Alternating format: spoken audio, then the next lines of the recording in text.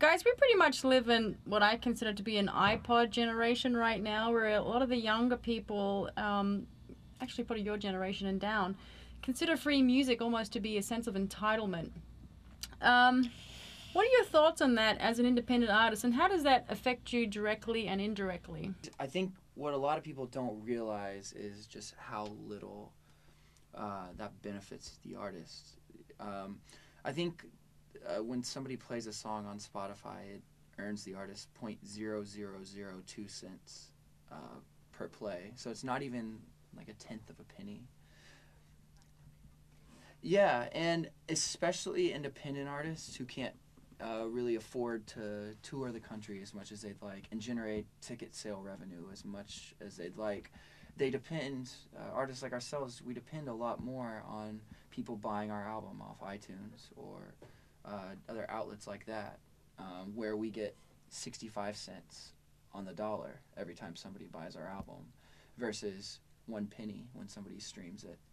So I think it definitely affects independent artists, and I think it's hard because it's hard to be mad anytime somebody's discovering your music. That's the thing, yeah.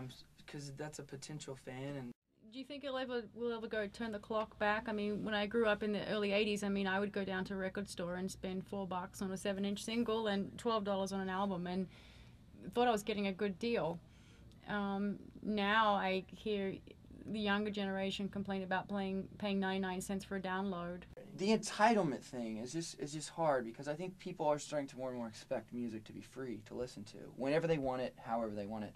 And I think, let's face it, when you get a record, you're all pumped about it, you're all jazzed about it, then you listen to it 20 times, 30 times, and you start to get tired of it, and you don't really want to, it's not what you reach for in the car anymore to put on. So when they can stream it anytime they want, for as many times as they want, they get tired of your record, and if they play it 1,000 times, you get $1, and they're sick of your record, and they're still your fan, but instead of chipping in $10 to help make your next record, you've gotten $1, and that dollar just doesn't go very far. Yeah, and I think part of the problem when something's an art, even psychology majors, when they get out of school, they're expected to work for free for 2 or 3 years. When you have an art with music or even say ceramics or painting, people don't see it as a job. They see it as like a fun thing that you're doing, but it's actually your job, and so they don't really feel like you should be getting paid because, well, you're getting to play and that should be enough for you, and you don't need to eat and have somewhere to sleep at night on tour, correct? Yeah. Well, it's like nobody writes a book and just gives their book away for a free download.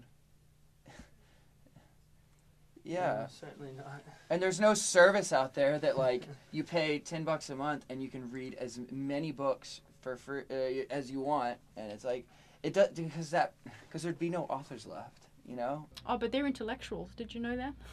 That's not an art. That's intellectual.